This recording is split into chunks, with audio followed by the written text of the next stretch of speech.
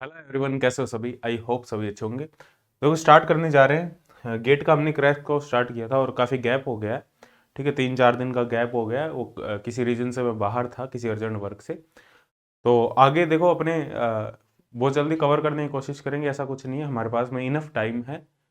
जितना मैंने कुछ सब्जेक्ट में टाइम बोला, जैसे मैंने कहा न्यूक्लियर फिजिक्स में 8 लेक्चर लगेंगे, 8 दिन का टाइम लगेगा, लेकिन उनमें कम टाइम लगेगा।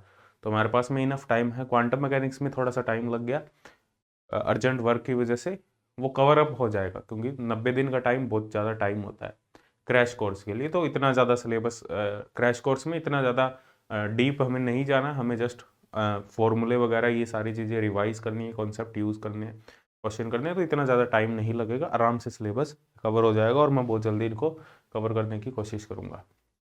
ठीक है, और भी बहुत सारे मतलब कोर्स वीडियो लेक्चर वगैरह होते हैं, दिन में बनाने होते हैं, और भी टेस्ट सीरीज वगैरह पे काम करना होता है। तो इस वजह से कई बार टाइम का इशू हो जाता है। ठीक है, इस वजह से मैनेज नहीं हो पाता, लेकिन मैं पूरी कोशिश करूँगा कि बहुत जल्दी तुम्हारा जो गेट का क्रैश कोर्स है वो बहुत जल्दी कंप्लीट हो जाए।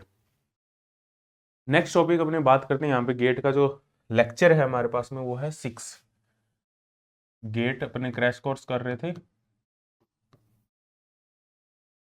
Gate crash course.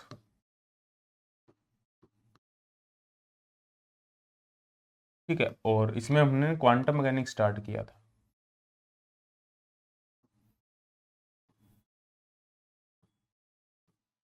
Quantum mechanics, और इसका अपने कर रहे हैं लेक्चर नंबर 06। ठीक है, लेक्चर 6 होगा जिसमें अपने डिस्कस करेंगे। यहाँ जो टॉपिक अपने डिस्कस करेंगे वो डिस्कस कर रहे हैं application of Schrodinger equation. Application of Schrodinger equation. Application of Schrodinger equation की बात करें तो इसमें मोस्ट इंपॉर्टेंट एप्लीकेशन जो हमारे पास में है वो ये है। इसका जो लिंक है वो इसका जो पीडीएफ है, ये वाली पीडीएफ, वो टेलीग्राम ग्रुप में तुम्हें मिल जाएगी। लिंक डिस्क्रिप्शन में मिल जाएगा, वो ज्वाइन कर लेना। ठीक है, एप्लीकेशन ऑफ श्रोडिंगर इक्वेशन की यदि अपनी बात करें, अब यहाँ पे देखो हमने हमने ये लिखा था कि जो श्रोडिंगर इक्वेशन थी हमारे पास में, श्रोडिंगर इक्वेशन, श्रोडिंगर इक्वेशन के बारे में हमने डिस्कस किया था टाइम डिपेंडेंट और time independent Schrodinger equation. Minus h cut square by 2m d square psi by d x square plus v psi equal to E psi. ये हमारे पास में श्रोडिंगर इक्वेशन थी। और ये श्रोडिंगर इक्वेशन टाइम डिपेंडेंट होगी यदि v जो पोटेंशियल है, यहाँ पे ये v पोटेंशियल है, यदि ये टाइम डिपेंडेंट है तो श्रोडिंगर इक्वेशन टाइम डिपेंडेंट होगी। ये टाइम इंडिपेंडेंट है तो श्रोडिंगर इक्वेशन भी टाइम इंडिपेंडेंट होगी। तो यहाँ पे बेसिकली अपने यूज करेंगे टाइम इंडिपेंडेंट श्रोडिंगर इक्वेशन का। टाइम इंडिपेंडेंट, हमारे पास में जो भी एप्लीकेशन होगी वो टाइम इंडिपेंडेंट श्रोडिंगर इक्वेशन से रिलेटेड होगी, क्योंकि जो भी अपने डिस्कस करेंगे केस उसमें पोटेंशियल इंडिपेंडेंट ऑफ टाइम होगा। तो यहाँ पे हमारे पास में जो वेव फंक्शन है उसको क्या लिख सकते हैं, Sai x into f T.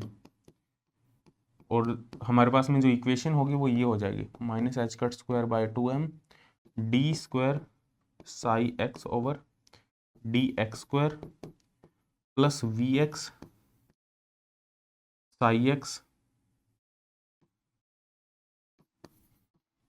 ई साई एक्स। ये हमारे पास में टाइम इंडिपेंडेंट श्रोडिंगर इक्वेशन है। यहाँ से अपने ये हमारे पास में, यहाँ से हमारे पास में श्रोडिंगर इक्वेशन की एप्लीकेशन आती है। क्या एप्लीकेशन आती है, यदि हमें पोटेंशियल गिवन है, वी एक्स गिवन है, यदि हमें वी एक्स गिवन है तो हमें फाई एक्स कैलकुलेट करना है। फाई एक्स कैलकुलेट कर लेंगे तो हमारे पास में टोटल जो वेव फंक्शन है पार्टिकल का, psi x into f t, phi x into f t, psi नहीं है फाई है, phi x into f t है हमारे पास में, निकल के आ जाएगा। ये एप्लीकेशन है। अलग अलग हमें पोटेंशियल गिवन होंगे, फॉर डिफरेंट पोटेंशियल हमें क्या कैलकुलेट करना है, हमें फाई एक्स कैलकुलेट करना है। तो हमारे पास में जो नेट वेव फंक्शन है, क्योंकि एफ टी हमें पता है, एफ टी हमने कैलकुलेट किया हुआ है, ई की power minus iota E T over h cut, ये हमने कैलकुलेट किया हुआ है। तो हमें जस्ट फाई एक्स कैलकुलेट करना फॉर ए गिवन पोटेंशियल। ये हमारे पास में एप्लीकेशन है श्रोडिंगर इक्वेशन की। अब यहाँ पे हमारे पास में जो भी पार्टिकल होगा हमारे पास में क्वांटम मैकेनिक्स में, उसकी एक एनर्जी होगी, टोटल एनर्जी होगी, और उसका एक पोटेंशियल v होगा। ठीक है, अब यहाँ पे हमारे पास में दो पर्टिकुलर केस हो सकते हैं। दो पर्टिकुलर केस कौन कौन से, एक होगा हमारे पास में जो पार्टिकल है वो देखो दो तरीके से रह सकता है पार्टिकल, या तो बाउंड स्टेट में रहेगा या अनबाउंड स्टेट में रहेगा। Particle can have two state, particle की दो स्टेट, किसी भी पर्टिकुलर केस की बात करें अपनी for a given potential particle can have two state. कौन कौन सी स्टेट हो सकती है, फर्स्ट स्टेट होगी बाउंड स्टेट। और बाउंड स्टेट की कंडीशन क्या है, यदि पार्टिकल की टोटल एनर्जी ई है तो बाउंड स्टेट में पार्टिकल की टोटल एनर्जी यदि पोटेंशियल से कम है, ये कंडीशन है, यदि पार्टिकल की total energy is less than the potential, तो हम कह सकते हैं जो पार्टिकल है वो बाउंड स्टेट में होगा। और पार्टिकल की जो टोटल एनर्जी है अनबाउंड स्टेट में पार्टिकल होगा यदि पार्टिकल की जो टोटल एनर्जी है वो ग्रेटर देन पोटेंशियल है। ठीक है, क्वांटम मैकेनिक्स में पार्टिकल की दो स्टेट हो सकती है, bound state unbound state. Bound state की ये कंडीशन है, अनबाउंड स्टेट की ये कंडीशन है। ठीक है, अब पार्टिकल की एनर्जी नेगेटिव है, इट डजंट मीन कि पार्टिकल बाउंड स्टेट में है। पोटेंशियल भी मान लो नेगेटिव, पोटेंशियल मान लो -25 है और एनर्जी मान लो -20 है, तो -20 इज ग्रेटर देन -25, तो पार्टिकल अनबाउंड स्टेट में है। तो एनर्जी नेगेटिव होने का ये कतई मतलब नहीं है कि जो पार्टिकल है वो बाउंड स्टेट में होगा। ठीक है, पार्टिकल यदि पोटेंशियल से एनर्जी ज़्यादा है तो बाउंड स्टेट में है, अनबाउंड में है। यदि एनर्जी लेस देन पोटेंशियल है तो पार्टिकल है वो बाउंड स्टेट में है। तो इस चीज़ का भी तुम ध्यान रखोगे। और पोटेंशियल जीरो हो गया तो पार्टिकल की एनर्जी यदि नेगेटिव है तो बाउंड स्टेट है, और पार्टिकल की एनर्जी यदि पॉजिटिव है तो वो अनबाउंड स्टेट है फॉर ए जीरो पोटेंशियल। ठीक है, क्वांटम मैकेनिक्स में ये कंडीशन एप्लीकेबल होगी। फ्री पार्टिकल के लिए बात करें, सबसे पहले अपने पार्टिकल का वेव फंक्शन देखते हैं फॉर ए फ्री पार्टिकल। सबसे पहला केस है हमारे पास में फ्री पार्टिकल। जब भी अपने फ्री पार्टिकल की बात करते हैं एक चीज याद रखना, पार्टिकल पे फोर्स जीरो होगा। फोर्स जीरो होगा इसका मतलब पार्टिकल पे जो पोटेंशियल लगेगा वो जीरो होगा, क्योंकि फोर्स और पोटेंशियल एनर्जी में ये रिलेशन होता है हमारे पास में, F equal to minus gradient of U. U potential energy भी कह देते हैं या पोटेंशियल भी कह सकते हैं, पोटेंशियल एनर्जी होती है बेसिकली, ये भी पोटेंशियल एनर्जी होती है Vx। तो Vx equal to zero, quantum mechanics में पोटेंशियल एनर्जी को ही पोटेंशियल कह देते हैं अपने। ठीक है, तो Vx इक्वल टू जीरो है। तो हमारे पास में फ्री पार्टिकल के लिए जो श्रोडिंगर इक्वेशन होगी -h²/2m डेल स्क्वायर साई, यदि वन डायमेंशन में लिख लो d² psi over dx² plus zero equal to E psi. तो ये क्या आ जाएगा, d² psi over dx² plus 2m E over h² psi equal to zero. तो इसको कुछ कंसिडर कर लो, k² कंसिडर कर लो, इसको हमने कंसिडर कर लिया k² टर्म। तो हमारे पास में ये इक्वेशन निकल के आ जाएगी यहाँ से d² psi by dx² plus k² psi equal to zero. इसको स्मॉल फाई लिख दो, साई मत लिखो, इसको फाई लिख दो इसको।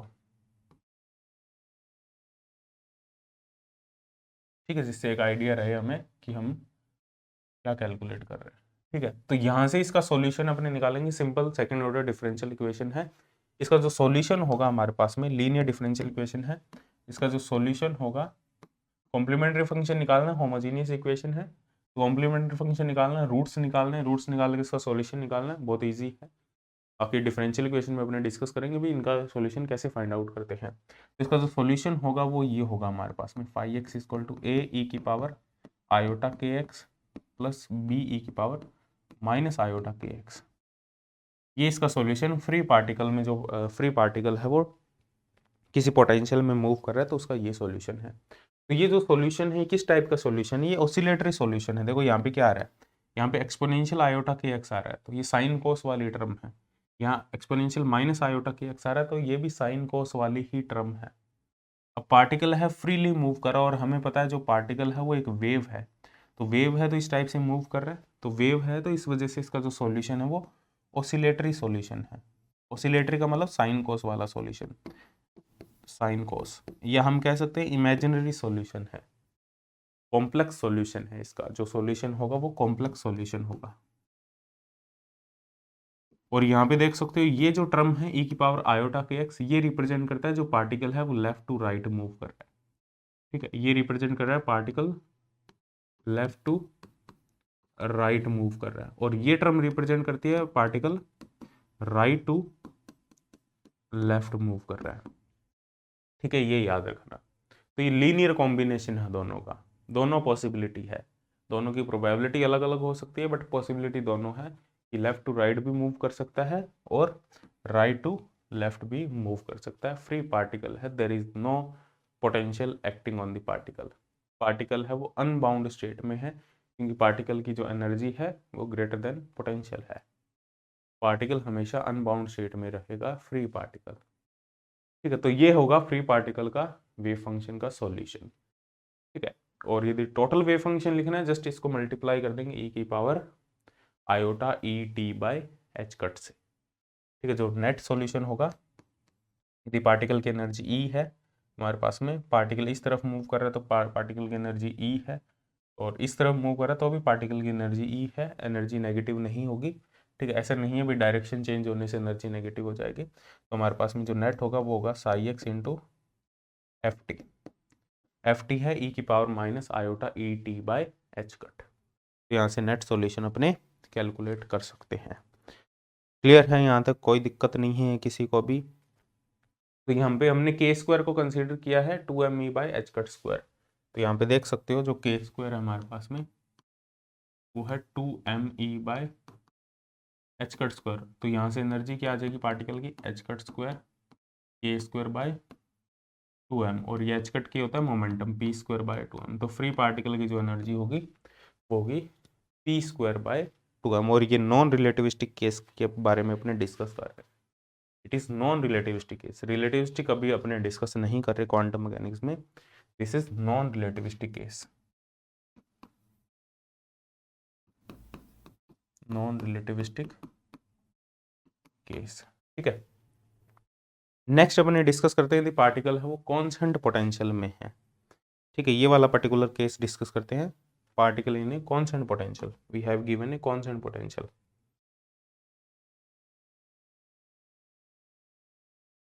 कॉन्स्टेंट पोटेंशियल, देखो कॉन्स्टेंट पोटेंशियल की बात करें, पार्टिकल एक कॉन्स्टेंट पोटेंशियल में, मान लो ये हमारे पास में ये पोटेंशियल है और कॉन्स्टेंट पोटेंशियल है वी नॉट, माइनस इन्फिनिटी से प्लस इन्फिनिटी तक पार्टिकल का जो पोटेंशियल है वो कॉन्स्टेंट पोटेंशियल है। तो यहाँ पे जो श्रोडिंगर इक्वेशन होगी minus h cut square by 2m d square phi by d x square plus V phi equal to E phi. Particle की एनर्जी ई है। अब यहाँ पे हमारे पास में दो पर्टिकुलर केस हो सकते हैं। अब इसको ये भी लिख सकते हैं अपने d square phi by d x square minus 2m E over h cut square minus V E minus V pi equal to 0, ये लिख सकते हैं। और इसको अपने लिख सकते हैं k square 2m E minus V over h cut square.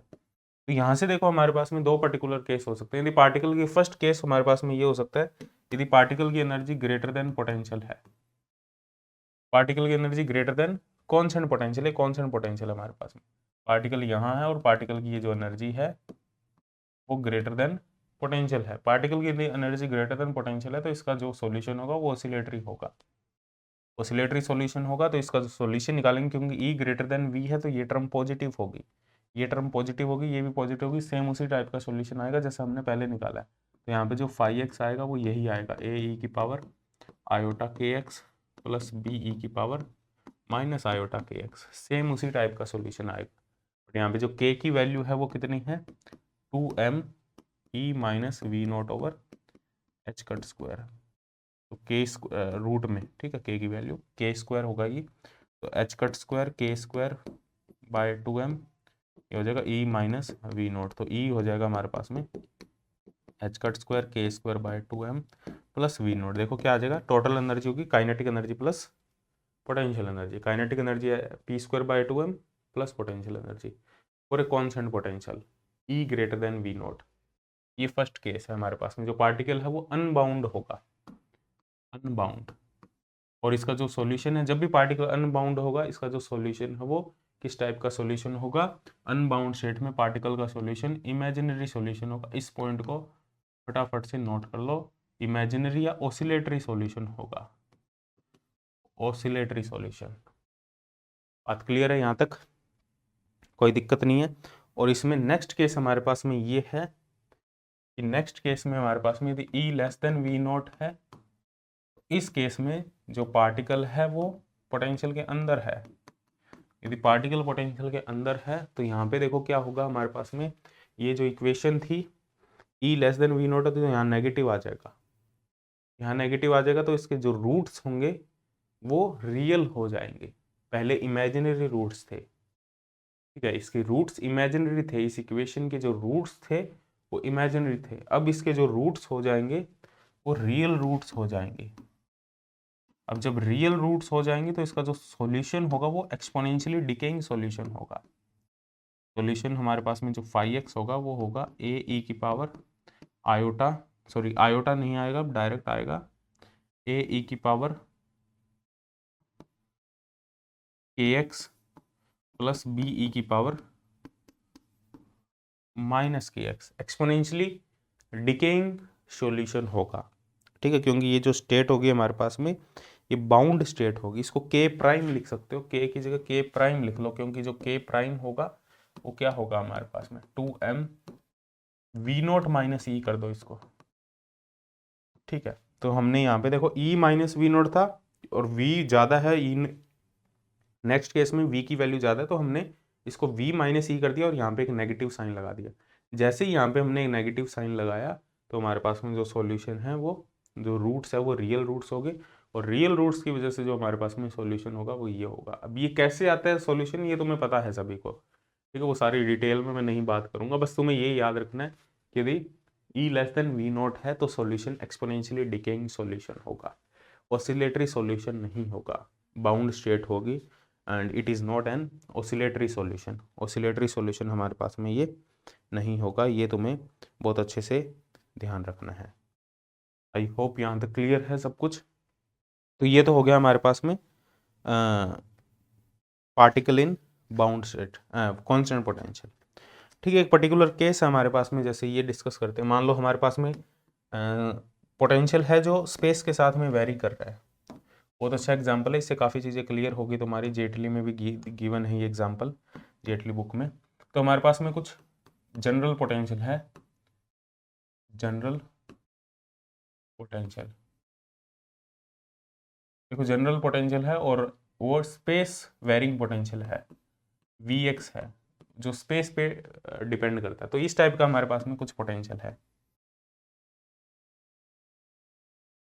कुछ इस टाइप का हमारे पास में पोटेंशियल है। मैं यहाँ बना देता हूँ, इस टाइप का पोटेंशियल है कुछ हमारे पास में।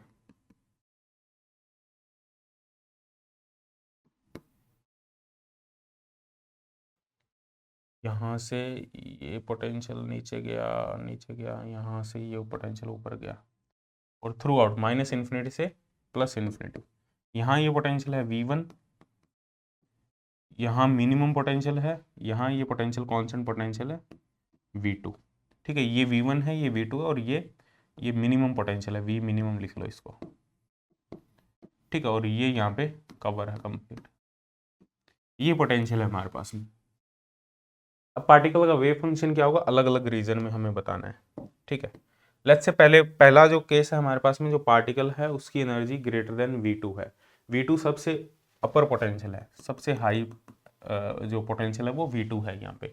ठीक है, लेट्स से फर्स्ट केस अपने डिस्कस करते हैं। फर्स्ट केस में क्या है, पार्टिकल की एनर्जी ग्रेटर देन V2 है। इस पर्टिकुलर केस की बात करेंगे तो पार्टिकल का वेव फंक्शन कैसा होगा। अब ग्रेटर देन V2 है तो पार्टिकल कहीं यहाँ पे होगा। ठीक है, अब वो इधर भी मूव कर सकता है easily without facing any potential, इधर भी मूव कर सकता है easily without facing any kind of potential. तो इसका जो वेव फंक्शन होगा वो होगा अनबाउंड स्टेट होगी। अनबाउंड स्टेट में इसका जो वेव फंक्शन होगा वो कौन सा होगा, ऑसिलेटरी होगा, क्योंकि इसके जो रूट्स होंगे एक्सपोनेंशियल जो हमारे पास में वेव फंक्शन होगा वो ऑसिलेटरी होगा, आयोटा वाली टर्म आएगी। इसके जो रूट्स होंगे इस इक्वेशन को जब सॉल्व करेंगे रूट्स आएंगे वो इमेजिनरी रूट्स आएंगे।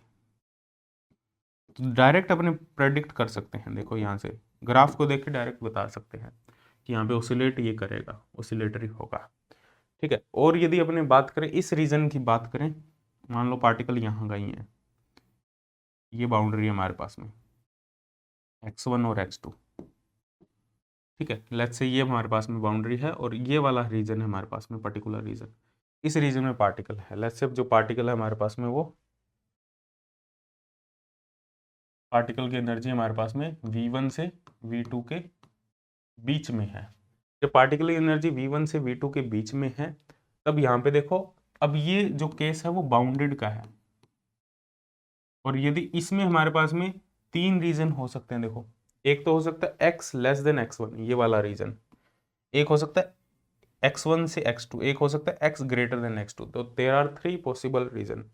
सबसे पहले बात करें x लेस देन x1 में, s लेस देन x1 की बात करेंगे तो x लेस देन x1 में जो पोटेंशियल है वो एनर्जी से ज़्यादा है, ये एनर्जी है पार्टिकल की, विजिबल है ना, ये पार्टिकल की एनर्जी है, तो पोटेंशियल v1 है, उसकी वैल्यू e से ज़्यादा है, v1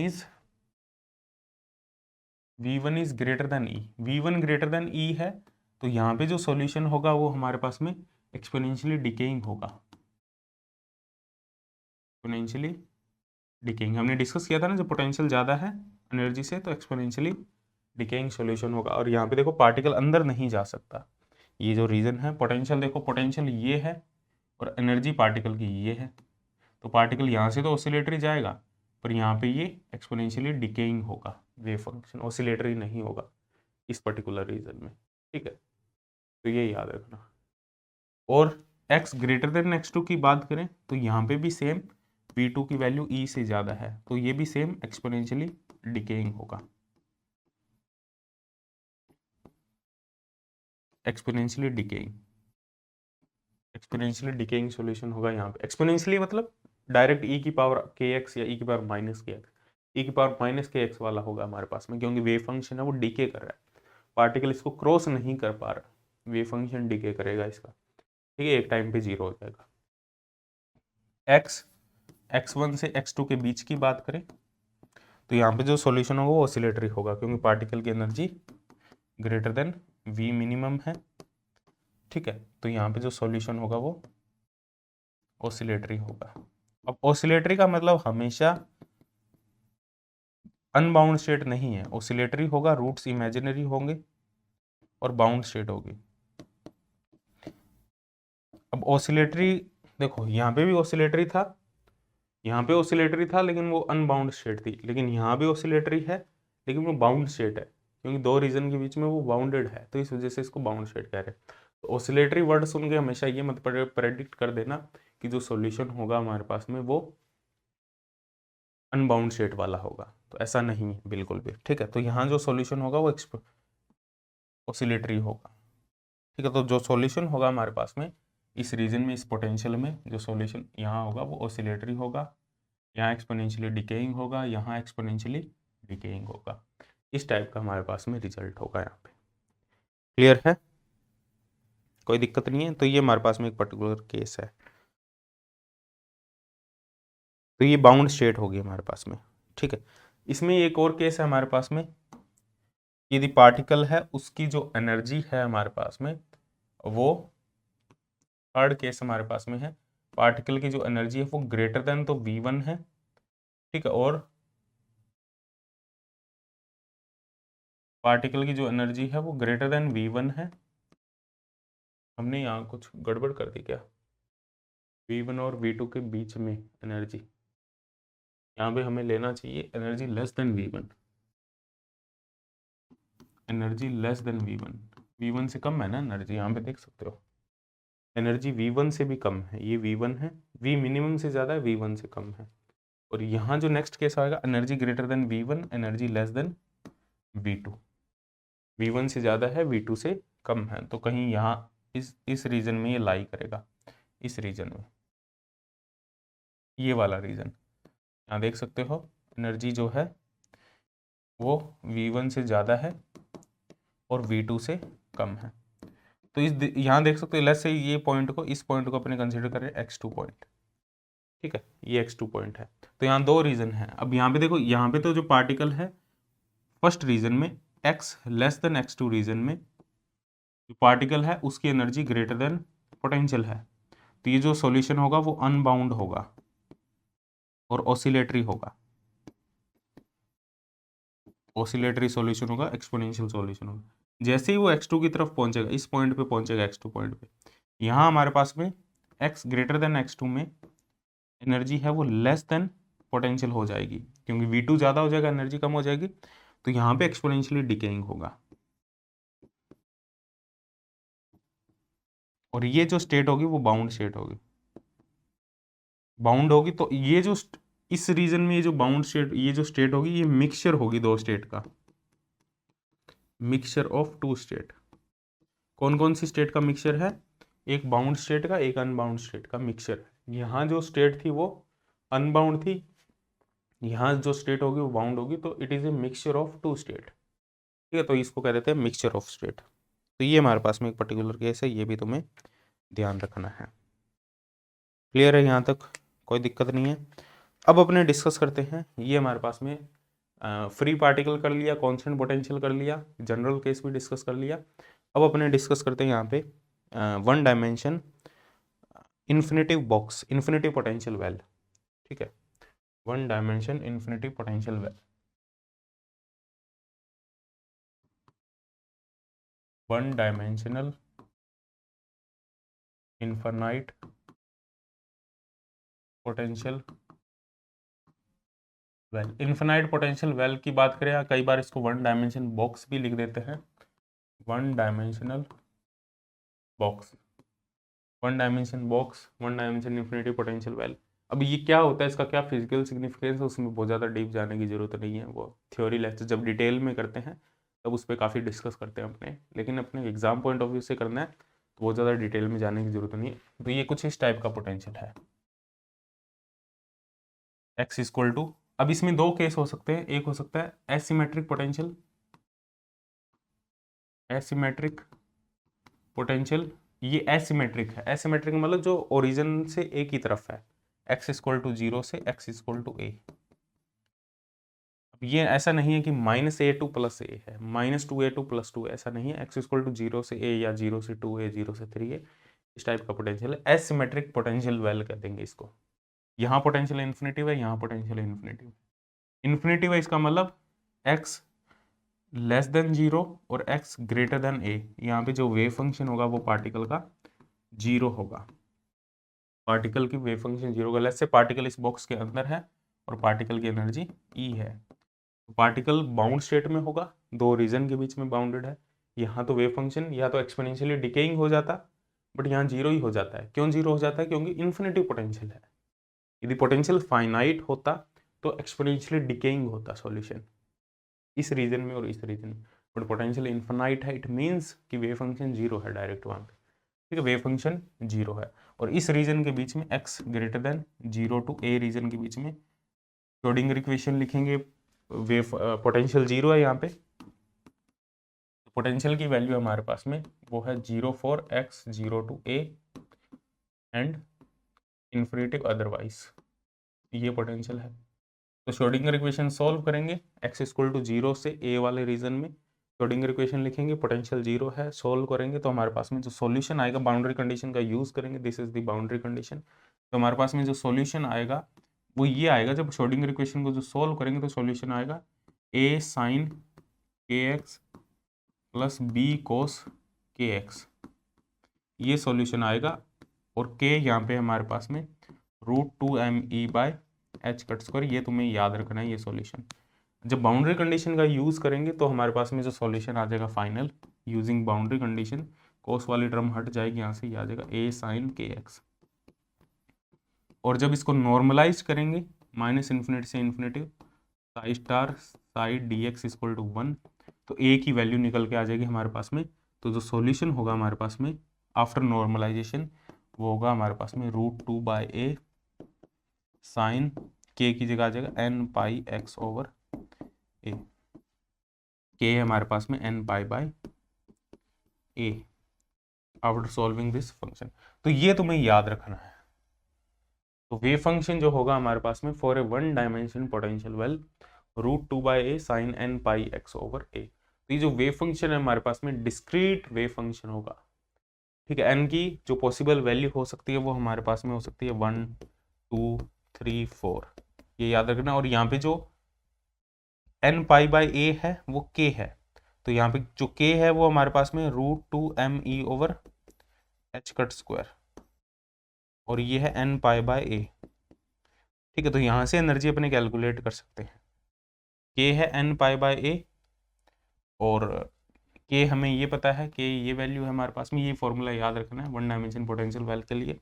तो एनर्जी यहाँ से कैलकुलेट कर सकते हैं। जो एनर्जी आएगी हमारे पास में वो आएगी n² π² h cut square over 2ma²। तो ये En एनर्जी आ जाएगी। वेव फंक्शन हमारे पास में आया √2/a sin n πx/a। तो ये हमारे पास में पर्टिकुलर केस है, ठीक है। ये दोनों फॉर्मूले याद होने चाहिए। अब यहाँ पे यदि जो विड्थ है हमारे पास में, जो पोटेंशियल की जो विड्थ है वो जरूरी नहीं है हमेशा ए ही होगी, वो कुछ भी दे सकता है, 2a 3a 4a 5a। तो इनको फॉर्मूले को जनरल फॉर्मूले में भी अपने लिख सकते हैं। तो ये याद रखना n² π² h cut square 2m width का होल स्क्वायर, ठीक है। ये याद रखना। तो जो वेव फंक्शन है उसको भी अपने लिख सकते हैं √2/विड्थ sin n πx/विड्थ। तो ये याद रखना, ठीक है। तो जो विड्थ है हमारे पास में उस पर डिपेंड करेगा ये, ठीक है। अब अलग अलग हमारे पास में अलग अलग एनर्जी हो सकती है n = 1 2 3 4 5 6 के लिए। n = 1 की बात करें, ठीक है, तो वेव फंक्शन होगा हमारे पास में √2/a sin πx/a, ठीक है। n और एनर्जी होगी π² h cut square over 2ma²। इसको E0 ले लो या E1 ले लो इसको, ठीक है। n2 की बात करेंगे, n1 की बात करेंगे, n = 1, n = 2 की बात करेंगे तो √2/a sin 2πx/a। एनर्जी आएगी हमारे पास में 4E1, ठीक है। n = 3 की बात करेंगे 3πx/a। एनर्जी आएगी 9E1। तो एनर्जी गैप धीरे धीरे इंक्रीज हो रहा है यहाँ पे, ठीक है। एनर्जी बनाएंगे, ये E1 है, ये E2 है, E2 है 4E1,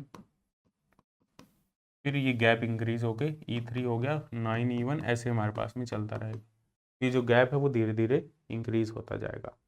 वेव फंक्शन को प्लॉट करेंगे, वेव फंक्शन को प्लॉट करो x = 0 से a के बीच में।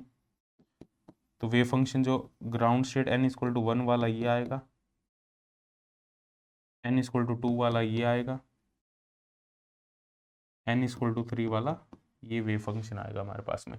वेव फंक्शन की वैल्यू n = 1 के लिए सेंटर में मैक्सिमम होगी, ठीक है, और वेव फंक्शन की वैल्यू n = 2 के लिए सेंटर में मिनिमम होगी। इन पॉइंट पे a/4 और 3/4 पे मैक्सिमम होगी। ये होगा a/4, ये होगा 3a/4 और ये होगा a/2 पॉइंट, ठीक है। सेकंड थर्ड के लिए भी यही होगी कहानी। थर्ड के लिए सेंटर पॉइंट पे मैक्सिमम होगी, इन पॉइंट पे मैक्सिमम होगी, बाकी अदर पॉइंट पे मिनिमम होगी वेव फंक्शन की वैल्यू हमारे पास में। इस यहाँ से अपने देख सकते हैं, यहाँ एक्स की अलग अलग वैल्यू पुट करके तुम इन ग्राफ को प्लॉट कर सकते हो इजीली। तो ये हमारे पास में है वन डायमेंशन। अब यहाँ पे देखो एक चीज़ और है हमारे पास में, यहाँ पे अपने बात करें, इसमें अपने डिस्कस करें नंबर ऑफ नोड्स की। देखो यहाँ पे number of nodes n = 1 state के लिए जो नंबर ऑफ नोड्स है वो है 2, यही नोड्स है n = 1 के लिए। n = 2 के लिए 1 2 3। तो टोटल नंबर ऑफ नोड्स क्या होंगे इंक्लूडिंग बाउंड्रीज, ये फॉर्मूला भी याद रखना। टोटल नोड्स, नोड्स का मतलब होता है जहाँ पे वेव फंक्शन 0, n+1 ये होंगे इंक्लूडिंग बाउंड्री, बाउंड्री के नोड्स को इंक्लूड करके, क्योंकि बाउंड्री पे तो हमेशा नोड्स ही मिलेंगे ना, क्योंकि बाउंड्री पे क्या हमारे पास में वेव फंक्शन 0 है, ठीक है। एक्सक्लूडिंग बाउंड्री n-1, यदि बाउंड्री को एक्सक्लूड करोगे, एक्सक्लूडिंग बाउंड्रीज, एक्सक्लूड बाउंड्रीज के लिए ये हमारे पास में n-1 होंगे नंबर ऑफ नोड्स, ठीक है, ये भी याद रखना। बाकी प्रोबेबिलिटी की बात करें, प्रोबेबिलिटी डेंसिटी की, तो प्रोबेबिलिटी डेंसिटी क्या होगी हमारे पास में। अब ये याद रखने की जरूरत नहीं है, ये चीज़ें पता है तुम्हें। प्रोबेबिलिटी डेंसिटी हमें पता है साइज को, साई स्टार साई होती है, तो जस्ट क्या कहेंगे, इसका होल स्क्वायर हो जाएगा, क्योंकि ये कॉम्प्लेक्स नहीं है वेव फंक्शन। जो फाई है वो सिर्फ स्पेस डिपेंडेंट है, तो Sai star Sai stationery state को ये रिप्रेजेंट करता है, पोटेंशियल टाइम इंडिपेंडेंट है।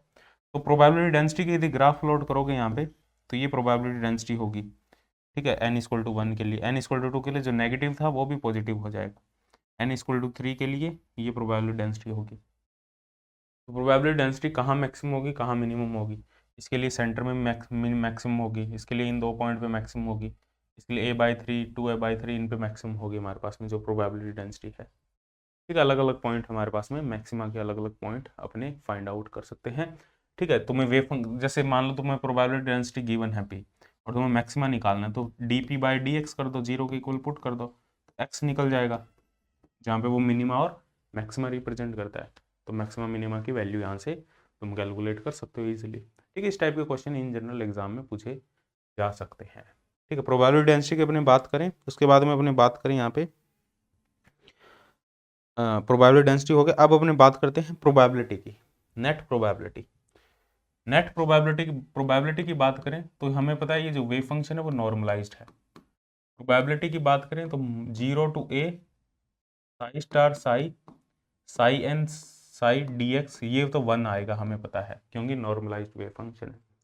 अब कई बार वो हमेशा 0 से a नहीं पूछेगा, वो पूछ लेगा 0 से a/2, 0 से a/2 रीजन में फर्स्ट एक्साइटेड स्टेट में साई 1, या ग्राउंड स्टेट में साई 1 स्टार साई 1 dx क्या होगा हमारे पास में, ये पूछ लेगा। तो ये 1/2 आएगा हमारे पास में, हाफ प्रोबेबिलिटी आएगी इस रीजन में। इतने रीजन में हाफ होगी और इस रीजन में भी हाफ होगी हमारे पास में, नेट प्रोबेबिलिटी हाफ होगी। ऐसे ही तो वो कुछ भी पूछ सकता है, a/2 से a/4 रीजन में, या 3 सॉरी a/2 से या a/4 से a/2 रीजन में, कुछ भी पूछ सकता है। तो वो कैलकुलेट करना आना चाहिए तुम्हें, a/4 से a/2 रीजन में साई 1 स्टार साई 1 dx। ठीक है, ये कैलकुलेट करना आना चाहिए। तो मतलब यहाँ से लेके यहाँ तक कितनी प्रोबेबिलिटी होगी पार्टिकल की, ये कैलकुलेट करने के लिए जस्ट तुम्हें वेव फंक्शन की वैल्यू पुट करनी है, √2/a sine pi x/a, √2/a sine pi x/a, a/4 से a/2। इसको सॉल्व करना और आंसर देखना क्या आ रहा है, टेलीग्राम ग्रुप में शेयर करना इसका आंसर। ठीक है, जरूर सॉल्व करना। साइन स्क्वायर है तो साइन स्क्वायर को 1 + cos 2θ में कन्वर्ट कर लो, उस टर्म में कन्वर्ट करके सॉल्व करके, और आंसर बताना इसका क्या आंसर आ रहा है। ठीक है, एग्जैक्ट क्या आंसर आ रहा है। फर्स्ट एक्साइटेड स्टेट के लिए, ग्राउंड स्टेट के लिए, साई 1 ग्राउंड स्टेट है हमारे पास में, और साई 2 फर्स्ट एक्साइटेड स्टेट है। ठीक है, this is ground state, Sai 1 ground state है, ये भी याद रखना। साई 2 फर्स्ट एक्साइटेड स्टेट है। ठीक है, तो ये फॉर्मूले तुम्हें, प्रोबेबिलिटी का फॉर्मूला तुम्हें पता होना चाहिए। एक्सपेक्टेशन वैल्यू की बात करें, एक्सपेक्टेशन वैल्यू सबसे पहले पोजीशन की एक्सपेक्टेशन वैल्यू अपने फाइंड करेंगे। एक्सपेक्टेशन वैल्यू का जनरल, लेट्स से x है हमारे पास में, तो ये होगा Sai x psi upon Sai Sai. Sai Sai तो 1 हो जाएगा, क्योंकि जो नॉर्मलाइज है वेव फंक्शन, इसको कैलकुलेट करने के लिए क्या करना पड़ेगा, 0 to a psi star x Sai dx। Let's say अपने nth एक्साइटेड स्टेट की, फर्स्ट एक्साइटेड स्टेट की बात कर रहे हैं। फर्स्ट एक्साइटेड स्टेट के लिए 0 से a √2/a sine n pi x/a x √2/a sine n pi x/a dx। इसको तुम्हें सॉल्व करना है।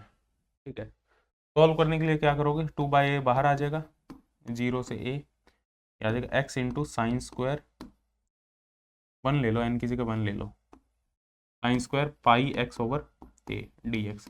इसको तुम्हें सॉल्व करना है। साइन स्क्वायर है तो सबसे पहले तो इसको कॉस में कन्वर्ट करोगे, साइन स्क्वायर का डायरेक्ट इंटीग्रेशन पॉसिबल नहीं है, कॉस वाले टर्म में कन्वर्ट करोगे, इसको 2θ वाले टर्म में कन्वर्ट करोगे, फिर एक फॉर्मूला यूज करोगे।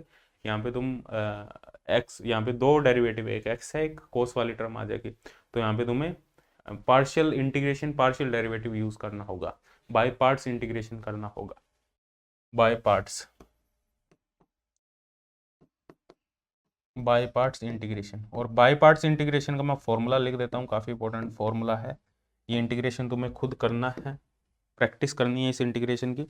इसका जो फॉर्मूला होगा बाय पार्ट्स इंटीग्रेशन का, वो होगा हमारे पास में, लेट्स से हमारे पास में दो टर्म है, एक u है, एक v है, एक dx, first term second term. ठीक है, तो हमारे पास में फॉर्मूला होगा first term as it is v1 minus first term का derivative v2 plus first term का double derivative v3 and so on. ये फॉर्मूला आगे चलता जाएगा।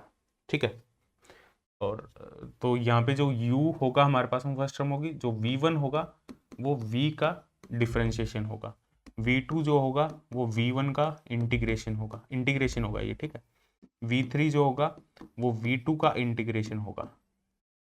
ठीक है, इस टाइप से होगा। और u प्राइम फर्स्ट टर्म का डिफरेंशिएशन होगा, u double prime first term का डबल डिफरेंशिएशन होगा। तो ये आगे चलता रहेगा। तो इस फॉर्मूले का तुम यूज करके बाय पार्ट सॉल्व कर सकते हो, और ये फॉर्मूला तुम्हें बहुत अच्छे से आता होगा, पहले भी पता होगा। यदि नहीं आता है तो इस फॉर्मूले को नोट कर लो और इस क्वेश्चन को सॉल्व करो। सॉल्व करोगे तभी प्रैक्टिस होगी, बिना सॉल्व किए नहीं प्रैक्टिस होगी। एक बार सॉल्व कर लोगे तो आगे कभी भी इस टाइप का इंटीग्रेशन यूज होगा तो इस फॉर्मूले को ईजिली तुम कर सकते हो, कोई दिक्कत नहीं होगी। तो इसको जो सॉल्व करके हमारे पास में आंसर आएगा जो, वो आएगा a/2। एवरेज जो वैल्यू होगी x की वो होगी a/2। अब चाहिए वो साई1 के लिए देखो तुम, साई2 के लिए देखो, साई3 के लिए देखो, कोई भी wave function nth excited state किसी के लिए भी देखो, x की एवरेज वैल्यू a/2 होगी, इंडिपेंडेंट ऑफ स्टेट होगी, n पे डिपेंड नहीं करेगी, n कुछ भी हो। ठीक है, जो एक्सपेक्टेशन वैल्यू होगी x की वो a/2 होगी, ये याद रखना। एक्स स्क्वायर की एक्सपेक्टेशन वैल्यू की बात करें, 0 से a psi star n x square Sai n dx। इसको सॉल्व करें, नीचे वाले टर्म मैंने नहीं लिखी है, नॉर्मलाइज है वेव फंक्शन, तो इतनी टर्म लिख दी मैंने। तो इसका जो फॉर्मूला होगा, इसको जब सॉल्व करोगे तो ये फॉर्मूला आएगा हमारे पास में a² 1/3 minus 1/2 n² pi square. ये n पे डिपेंड कर रहा है। ठीक है, a² 1/3 ये 1 है, a² 1/3 minus 1/2 n² pi square, this will be the formula of x²। इसको सॉल्व करके आया, ये सॉल्व करने की जरूरत नहीं है। ठीक है, करना चाहो तो कर लेना। a² 1/3 1/2 n² पाई स्क्वायर, जब विड्थ 0 से a है, विड्थ कुछ अलग है तो a की जगह वो कुछ अलग आ जाएगा। ठीक है, a की जगह विड्थ 2a है तो यहाँ पे 2a का होल स्क्वायर हो जाएगा। बात समझ में आ रही है? तो ये हमारे पास में x² होगा। ये फॉर्मूला याद रखना है तुम्हें, अलग अलग n की वैल्यू के लिए अलग अलग इसकी वैल्यू होगी। अनसर्टेनिटी रिलेशन की बात करें, डेल्टा x² का एवरेज x एवरेज का होल स्क्वायर, इसको यहाँ पुट करोगे, x² का जो एवरेज है a² minus a² 2 n² pi square. ठीक है, और माइनस a² 4 a/2 का whole square a² 4।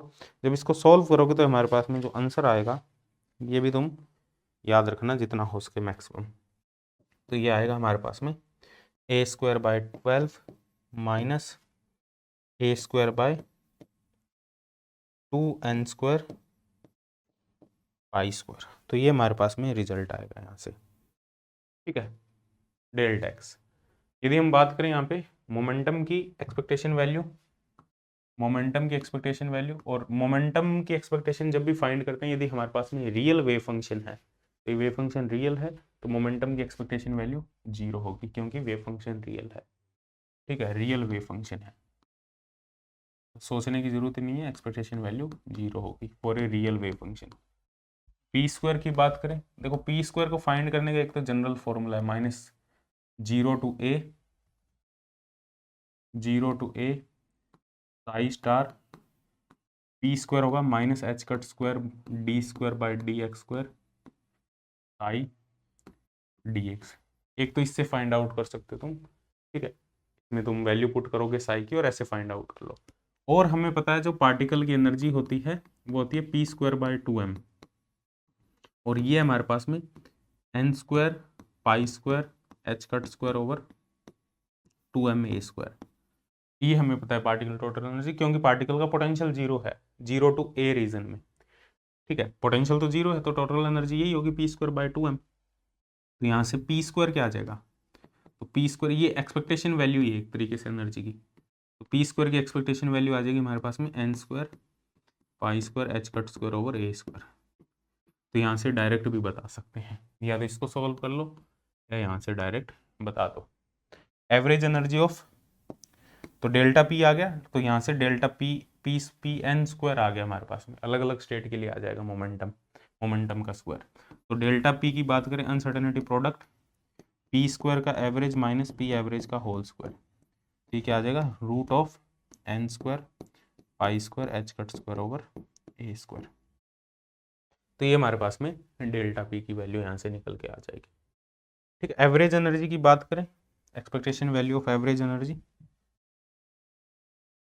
Average energy वही है हमारे पास में सेम, एवरेज एनर्जी में सिर्फ काइनेटिक एनर्जी है, और काइनेटिक एनर्जी यही फॉर्मूला है हमारे पास में, माइनस यहाँ पे 2m आ जाएगा जस्ट नीचे, तो एवरेज एनर्जी निकल जाएगी और वो यही रिजल्ट निकल के आएगा। सोल्व करने की इसको जरूरत नहीं है, यहाँ पे क्या करना है, जस्ट एवरेज एनर्जी की बात करो तो काइनेटिक प्लस पोटेंशियल होती है 0 से a साई स्टार, लेकिन यहाँ पे सिर्फ काइनेटिक आएगी,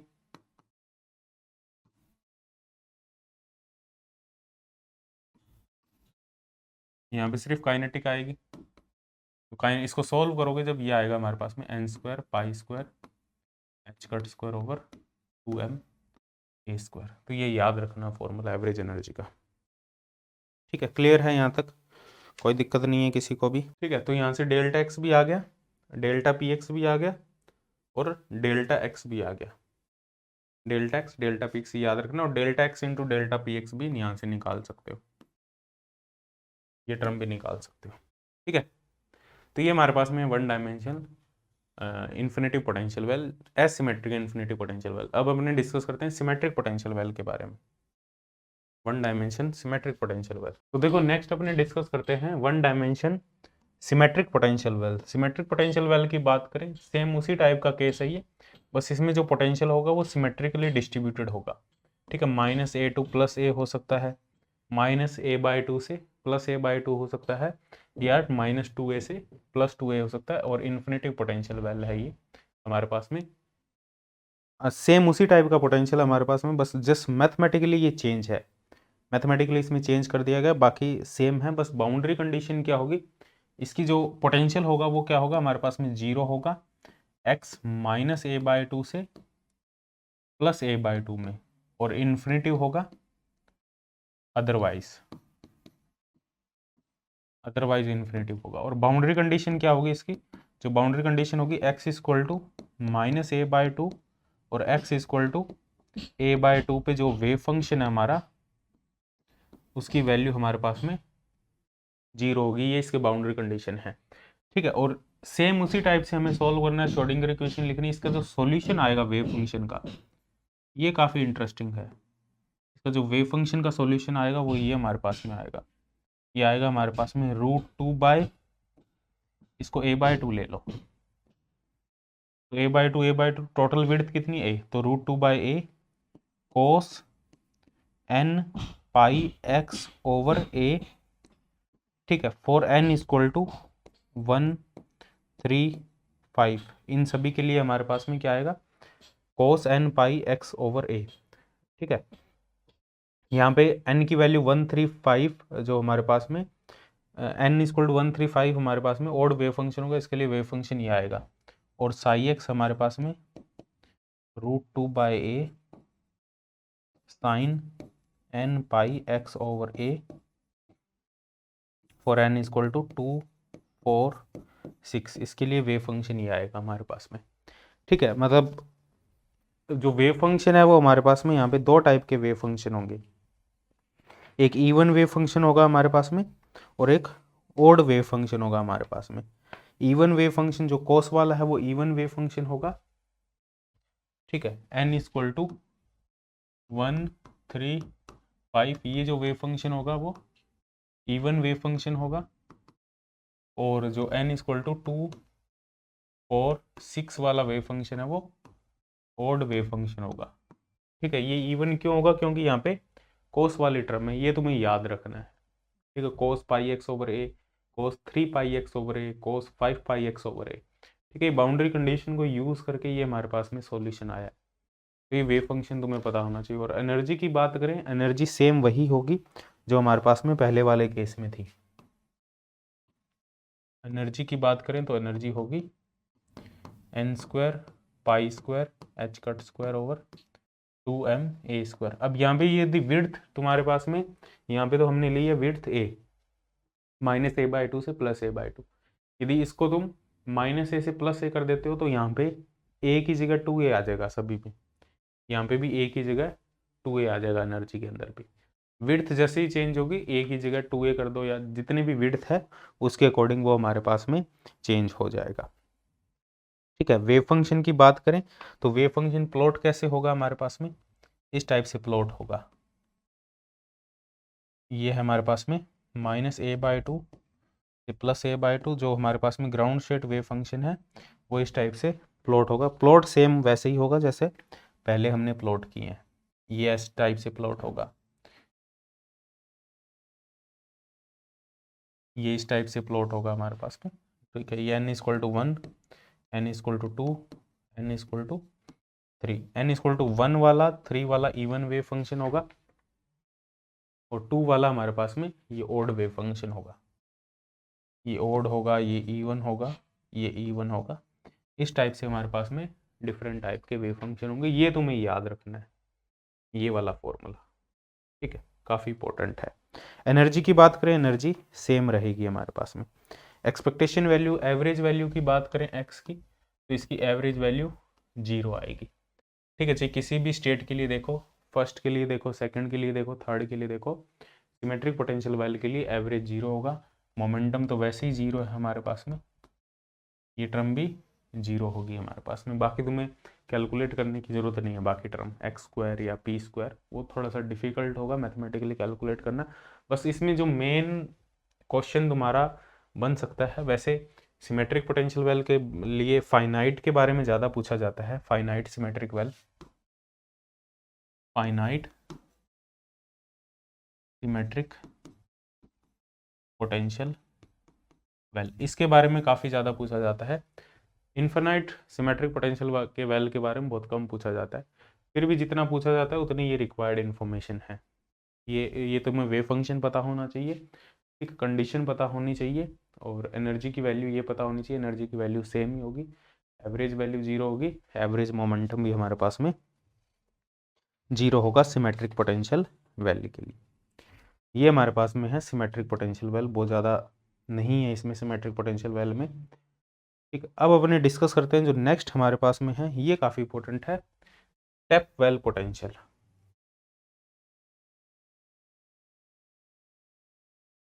स्टेप वेल पोटेंशियल, देखो जब भी अपने स्टेप वेल पोटेंशियल की बात करते हैं तो हमारे पास में इस टाइप का पोटेंशियल है कोई। लेट्स से ये हमारे पास में x = 0 है, और ये x = इन्फिनिटी की तरफ मूव कर रहे हैं। ये हमारे पास में एक पोटेंशियल है v0, जिसको कहेंगे स्टेप वेल पोटेंशियल। ये इन्फिनिटी तक फैला हुआ है, इन्फिनिटी तक आगे एक्सटेंडेड है। तो यहाँ पे जो पोटेंशियल है वो हमारे पास में 0 है फॉर x < 0, और पोटेंशियल v0 है फॉर x < 0। इस टाइप के पोटेंशियल को कहेंगे अपने step well potential. Let's say एक पार्टिकल है वो मूव कर रहा है। अब इसमें लेट्स से ये हमारे पास में पार्टिकल है, वो इधर मूव कर रहा है, v स्पीड से, m मास का पार्टिकल है, v वेलोसिटी से मूव कर रहा है, और हमें पता है it is associated with A wave. ये एक वेव के साथ में एसोसिएटेड है। ठीक है, एक पार्टिकल है, मूविंग पार्टिकल है। डी ब्रोगली ने ये बताया था, कोई भी मूविंग पार्टिकल है it is associated with A wave. तो एक वेव के साथ में एसोसिएटेड है। अब पार्टिकल की एनर्जी ई है, ई एनर्जी ऑफ पार्टिकल। तो यहाँ पे हमारे पास में दो पर्टिकुलर केस हो सकते हैं। अब यहाँ पे दो रीज़न है हमारे पास में, ये फर्स्ट रीज़न है और ये सेकंड रीज़न है। तो यहाँ पे दो पर्टिकुलर केस हो सकते हैं। फर्स्ट केस ये हो सकता है कि पार्टिकल की एनर्जी ग्रेटर देन पोटेंशियल हो। जब पार्टिकल की एनर्जी ग्रेटर देन पोटेंशियल होगी तब हमारे पास में श्रोडिंगर इक्वेशन क्या होगी, x less than 0 first region में और x greater than 0 second region में।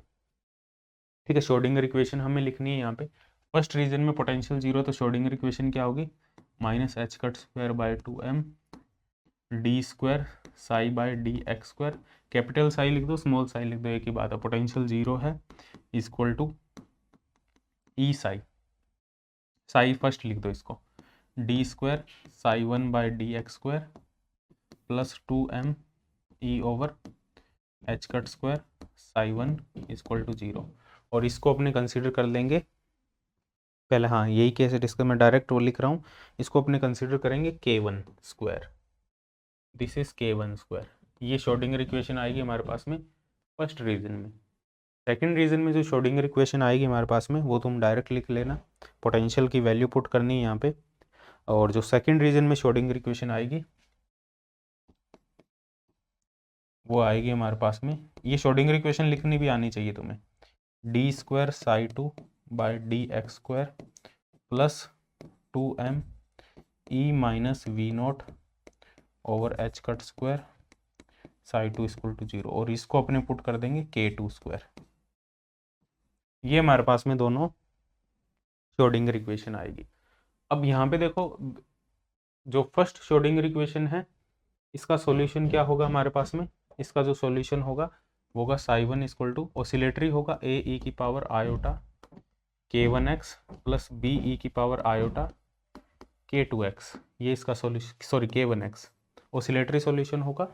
इसका जो सॉल्यूशन है वो भी ऑसिलेटरी, क्योंकि ये भी पॉजिटिव नंबर है। तो जो साई 2 होगा वो होगा c e की power iota k2x plus d e की पावर आयोटा माइनस k2x। ये माइनस आएगा यहाँ पे, ठीक है, यहाँ माइनस आएगा k2x। ये दोनों के सॉल्यूशन होंगे। अब देखो, मैंने कहा था जो नेगेटिव साइन रिप्रेजेंट करता है यहाँ पे वो रिप्रेजेंट करता है रिफ्लेक्शन को, पॉजिटिव साइन यहाँ पे रिप्रेजेंट करता है इंसिडेंट वेव, जो वेव है इंसिडेंट हुई।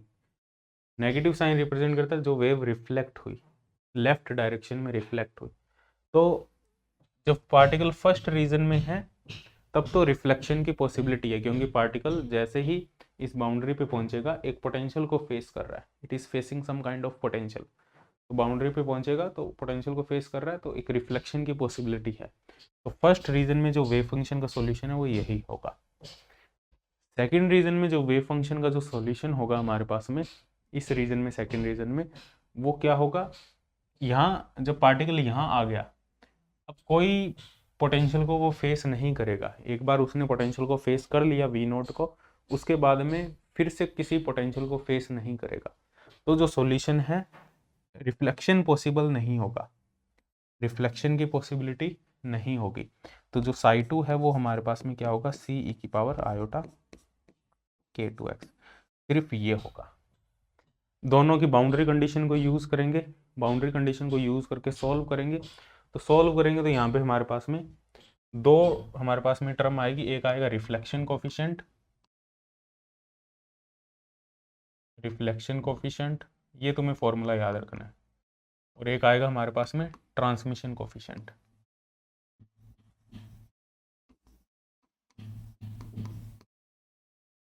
अब इनकी जो डेफिनेशन होती है रिफ्लेक्शन कोफिशिएंट और ट्रांसमिशन कोफिशिएंट की, होती है in terms of probability current density. तुम्हें पता होगा रिफ्लेक्शन कोफिशिएंट क्या होता है और जो हमारे पास में ट्रांसमिशन कोफिशिएंट है वो क्या होता है।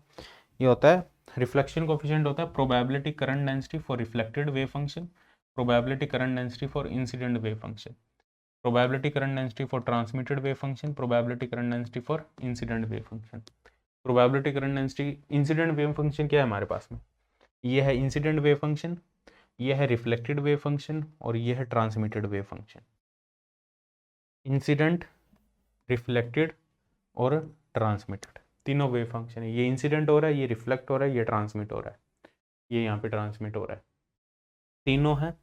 तीनों से प्रोबेबिलिटी करंट डेंसिटी कैलकुलेट कर लेंगे। प्रोबेबिलिटी करंट डेंसिटी का जो फॉर्मूला होता है ये याद रखना, h cut upon 2im psi star del psi psi del psi star. इसका यूज करके निकालेंगे, सॉल्व करेंगे। तो जो रिफ्लेक्शन कोफिशिएंट और ट्रांसमिशन कोफिशिएंट आएगा हमारे पास में वो ये आएगा जो तुम्हें लिखना है सॉल्व करके। रिफ्लेक्शन और ट्रांसमिशन कोफिशिएंट की जो वैल्यू आएगी मैं डायरेक्ट बता रहा हूँ, ये फॉर्मूले तुम्हें याद रखने हैं दोनों। रिफ्लेक्शन कोफिशिएंट आएगा हमारे पास में K1 minus K2 K1 plus K2 का होल स्क्वायर, और ट्रांसमिशन कोफिशिएंट आएगा 4 K1 K2 K1 plus K2 का होल स्क्वायर। ये दोनों फॉर्मूले तुम्हें बहुत अच्छे से याद होने चाहिए। और K1 K2 क्या है, ये रहे K1 K2, ये K1 है, ये K2 है, K1 स्क्वायर और K2 स्क्वायर। तो ये हमारे पास में रिफ्लेक्शन कोफिशिएंट और ट्रांसमिशन कोफिशिएंट निकल के आ जाएगा। ठीक है, मोमेंटम की टर्म में भी लिख सकते हैं। हमें पता है जो मोमेंटम P1 है वो h कट K1 है, और मोमेंटम P2 जो है वो है h कट K2। तो इसको मोमेंटम की टर्म में भी लिखा जा सकता है, P1 minus P2 P1 plus P2 का whole square, 4 P1 P2 P1 plus P2 का होल स्क्वायर। तो ये है in terms of momentum, particle का इनिशियल मोमेंटम और पार्टिकल का फाइनल मोमेंटम। फर्स्ट रीजन में क्या मोमेंटम है और सेकंड रीजन में क्या मोमेंटम। इसको अब यहाँ पे यदि K1 और K2 की वैल्यू पुट करोगे तो रिफ्लेक्शन कोफिशिएंट आएगा तुम्हारे पास में, ये भी याद रखना। K1 और K2 की वैल्यू पुट करने के बाद में जो रिफ्लेक्शन कोफिशिएंट आएगा root E minus V naught, root E plus V naught का होल स्क्वायर। ये formula most important formula reflection coefficient का। और ट्रांसमिशन कोफिशिएंट जो आएगा हमारे पास में वो ये आएगा root E 4 root E minus V naught. ठीक है, root E plus root E minus V naught का नीचे वाले का होल स्क्वायर, ये ट्रांसमिशन कोफिशिएंट आएगा। और ये मोस्ट इंपॉर्टेंट फॉर्मूले हैं।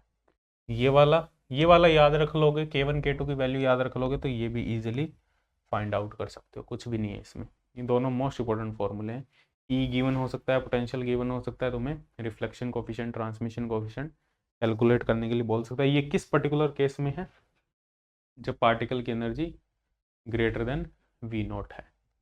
ठीक है, तो रिफ्लेक्शन की पॉसिबिलिटी है, पार्टिकल की energy greater than we naught है, still we have some probability of reflection, particle reflect कर सकता है। बट क्लासिकल मैकेनिक्स में यदि पार्टिकल की एनर्जी पोटेंशियल से ज़्यादा है तो पार्टिकल डेफिनेटली क्रॉस करेगा पोटेंशियल को। But quantum mechanically there is some probability. ठीक है, एनर्जी हालांकि ज़्यादा है पार्टिकल की पोटेंशियल से, still particle have some probability to reflect back from the boundary. ठीक है, ये quantum mechanically this is possible. Clear है। अब अपने बात करते हैं यहाँ पे जो नेक्स्ट केस है हमारे पास में, that is E equal to V naught की बात करें।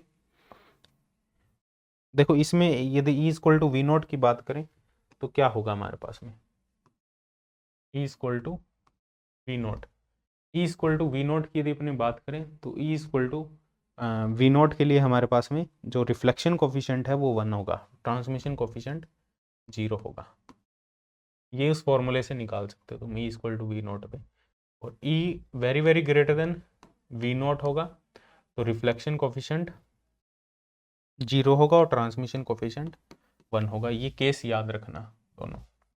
ठीक है, और R और T है जो हमारे पास में reflection coefficient plus transmission coefficient का जो सम है वो 1 के इक्वल होगा। ये भी यहाँ पे याद रखना। ठीक है,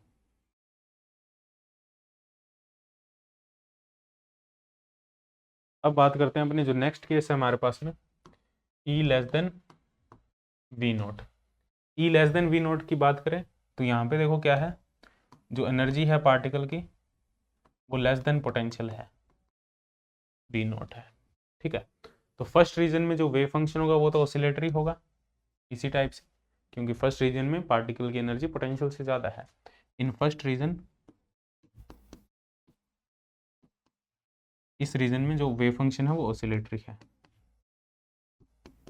तो मैं लिख देता हूँ, जो फर्स्ट रीजन में जो वेव फंक्शन होगा, श्रोडिंगर इक्वेशन को जब सॉल्व करेंगे तो फर्स्ट रीजन में जो वेव फंक्शन आएगा वो वही सेम आएगा जो पहले आ रहा था, ए ई की power iota k1x B E की power minus iota k2x k1x।